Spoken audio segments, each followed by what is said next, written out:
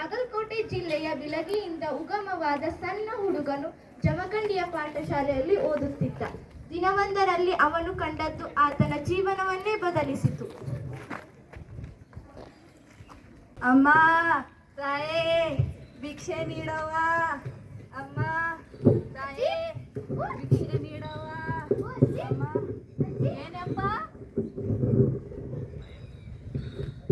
ಅಜ್ಜಿ, ನಿನ್ ಕಣ್ ಕಾಣೋದಿಲ್ಲ? ಇಲ್ಲಪ್ಪ, ನನಗೆ ಕಣ್ಣು ಕಾಣುವುದಿಲ್ಲ. ಅಯ್ಯೋ, ಹೆಂಗ್ ಜೀವನ ನಡೆಸ್ತಿ ಅಜ್ಜಿ ನೀನ? ನಾ ಹಂಗ ಜೀವನ ನಡೆಸ್ತೇನೆ ಅಪ್ಪ. ಭಿಕ್ಷೆ ಬೇಡಿದ್ದ ರೊಕ್ಕದಾಗ ಜೀವನ ನಡೆಸ್ಬೇಕಪ್ಪ ಈಗ. ಅಜ್ಜಿ, ನಿಂಗೆ ಯಾರು ಮಕ್ಳ, ಮೊಮ್ಮಕ್ಳ, ಮರಿ ಮಕ್ಳ ಯಾರು ಇಲ್ಲ ಅಜ್ಜಿ? ನನ್ನ ಮಕ್ಳ, ನನ್ನ ಮೊಮ್ಮಕ್ಳ ನನ್ನ ಮನಿ ಬಿಟ್ಟು ಹೊರಗೆ ಹಾಕ್ಯಾರಿ ಅಪ್ಪ. ಅಯ್ಯೋ, ಇಲ್ಲಿ ತಗೋ ಅಜ್ಜಿ, ನಾ ಹೋಯ್ ಬರ್ತೇನೆ, ತಗೋ ರೊಕ್ಕ. ಪುಣ್ಯ ಹಾಕಿ ಅಪ್ಪ, ನೀನ್ ಭಿಕ್ಷೆ ನೀಡಿದ್ದಕ್ಕೆ. ಅಯ್ಯೋ, ಈ ಅಜ್ಜಿಗೆ ಕಣ್ಣ ಕಾಣೋದಿಲ್ಲ ಅಂತ ಇವ್ರು ಹೆಂಗ್ ಮಾಡ್ತಾರು?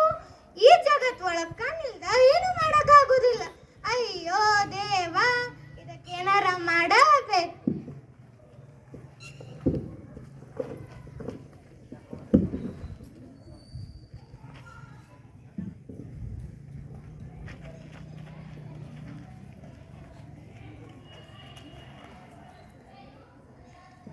अंग्रेजों, भारत छोड़ो, यहाँ केवल एक नारा नहीं था बल्कि भारत के स्वतंत्र संग्राम की जंग थी। देश को सेवा करना है हमारा कर्तव्य है। सेवा करना ये सच्चा देशभक्ति है। गरीबों का दर्द समझे, उसके आंसू पोंछे, ऊपर उठाए। जब तक एक भी गरीब भूखा है तब तक हमारी जिम्मेदारी खत्म नहीं होती।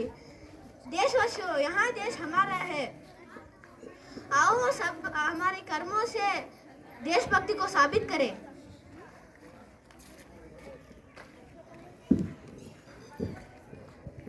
ಗಾಂಧೀಜಿಯ ಪ್ರಭಾವಿತ ಭಾಷಣ ಒಮ್ಮೆ ಕೇಳಿದ ನಂತರ ಮೋದಿಯ ಜೀವನ ಬದಲಾಗಿತ್ತು.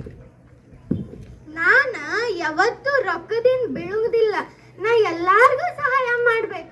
ಅದ್ರೊಳಗೂನು ಬಡವ್ರಿಗೆ ಯಾರಿಗೆ ಕಣ್ಣಿರುವುದಿಲ್ಲ ಅವ್ರಿಗೆ ಕಣ್ ಕೊಡ್ತೇನೆ. ನಾ ಎಲ್ಲಾರ್ಗೂ ಸಹಾಯ ಮಾಡ್ತೇನೆ.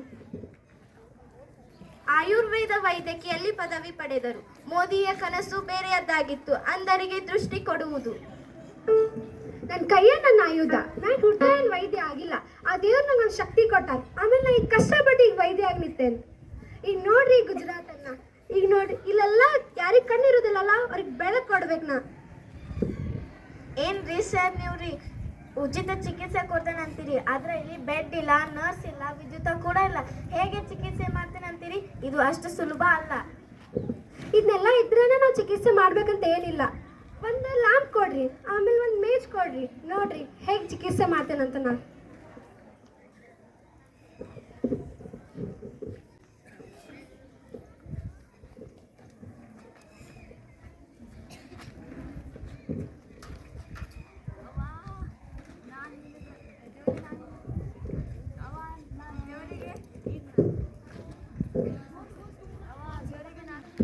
ಅವ ನಾನು ದೇವರಿಗೆ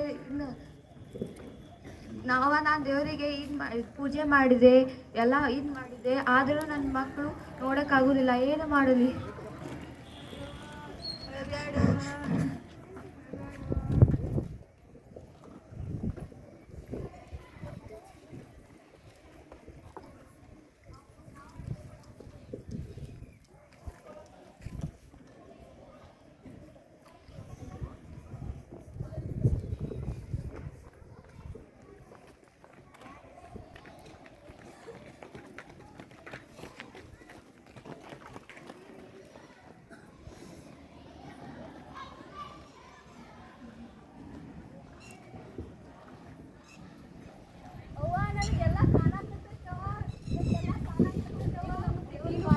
ನೀವು ನಮ್ಮ ದೇವರ ಪಾಲ. ನೀವು ಇವೆಲ್ಲ ಹೇಳೋದೇನು ಬೇಡ್ರಿ, ನನ್ನ ಕರ್ತವ್ಯ ಐತ್ರಿ.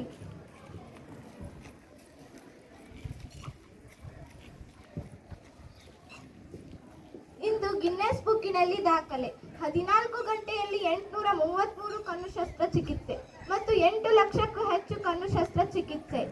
ಮತ್ತು ಇವರು ಅಂಧರಿಗೆ ಸಹಾಯ ಮಾಡಿದ್ದಾರೆ, ದೃಷ್ಟಿದಾನ ಮಾಡಿದ್ದಾರೆ.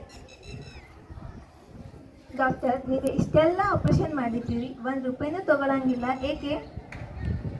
ನೋಡ್ರಿ, ಅದು ದೇವ್ರ ಶಕ್ತಿ ಐತಿ. ನಾನು ಹಿಂದಿರುಗಿಸಬೇಕು. ಈಗ ನಾನು ಹೇಗೆ ನಂಗೆ ದೇವರೊಂದು ಅಮೂಲ್ಯವಾದ ಜೀವನ ಕೊಟ್ಟಾರಂದ್ರೆ ನಾ ಅದ್ರಾಗ ಏನಾರು ಸಾಧಿಸ್ಬೇಕು. ಈಗ ನಾ ಹೆಂಗೆ ಬಡವ್ರಿಗೆ ಸಹಾಯ ಮಾಡತ್ತೇನಲ್ಲ ಹಾಗೆ. 1980ರಲ್ಲಿ ಬೆಂಗಳೂರಿನಲ್ಲಿ MC ಮೋದಿ ಕಣ್ಣು ಆಸ್ಪತ್ರೆ ಸ್ಥಾಪಿಸಿದರು. ಸಾವಿರಾರು ಬಡವರಿಗೆ ದೃಷ್ಟಿದಾನ ನೀಡಿದ ಈ ಆಸ್ಪತ್ರೆ ಈಗ ಸೂಪರ್ ಸ್ಪೆಷಾಲಿಟಿ ಕೇಂದ್ರವಾಗಿದೆ. ನಾನು ಈ ದೇಶದಾಗ ಲಕ್ಷಾಂತರ ಜನರಿಗೆ ಕಣ್ಣು ಕೊಟ್ಟೀನಿ, ಅದು ಉಚಿತವಾಗಿ ಚಿಕಿತ್ಸೆ ಕೊಡ್ತೀನಿ. ನಾನು ಸಾಯೋವರೆಗೂ, ನಾನು ಮೃತ್ಯು ಆಗೋವರೆಗೂ ಎಲ್ಲರಿಗೂ ಹಿಂಗೆ ಉಚಿತ ಚಿಕಿತ್ಸೆ ಕೊಡ್ತೀನಿ. ನಾನು ಈ ದೇಶ ಒಳಗೆ ಯಾರ್ಯಾರು ಕಣ್ಣು ಇರಂಗಿಲ್ಲ ಅವ್ರಿಗೆಲ್ಲರಿಗೂ ಈ ದೇಶ ಒಳಗೆ ಏನೇನೈತಿ ಪ್ರಕೃತಿ ಸೌಂದರ್ಯ ಎಲ್ಲರಿಗೂ ನೋಡೋಕೆ ಸಿಗಬೇಕು. ಅದ್ರ ಸಂಬಂಧ ಎಲ್ಲರಿಗೂ ಕಣ್ಣು ಕೊಡ್ತೀನಿ.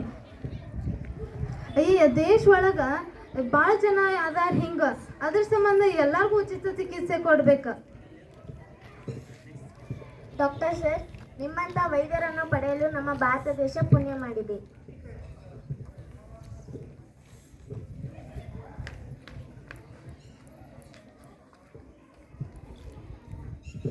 ನಾನು MC ಮೋದಿ ಅವರ ಮಗ ಅಮರ್ನಾಥ್ ಮೋದಿ. ನನ್ನ ತಂದೆ ಇಷ್ಟೆಲ್ಲ ಒಳ್ಳೆ ಕೆಲಸ ಮಾಡಿದ್ದಾರೆ ಮತ್ತು ಅವರು 8 ಲಕ್ಷಕ್ಕಿಂತಲೂ ಹೆಚ್ಚು ಅಂಧರಿಗೆ ಬೆಳಕು ಕೊಟ್ಟಿದ್ದಾರೆ ಮತ್ತು ಅವರು 14 ಗಂಟೆಯಲ್ಲಿ 833 ಕಣ್ಣಿನ ಚಿಕಿತ್ಸೆ ಮಾಡಿದ್ದಾರೆ. ನಾನು ಕೂಡ ಅವರ ಮಾರ್ಗದಲ್ಲೇ ಹೋಗುತ್ತೇನೆ ಮತ್ತು ಶಿಸ್ತು ಮತ್ತು ಶ್ರದ್ಧೆಯಿಂದ ನೋಡುತ್ತೇನೆ.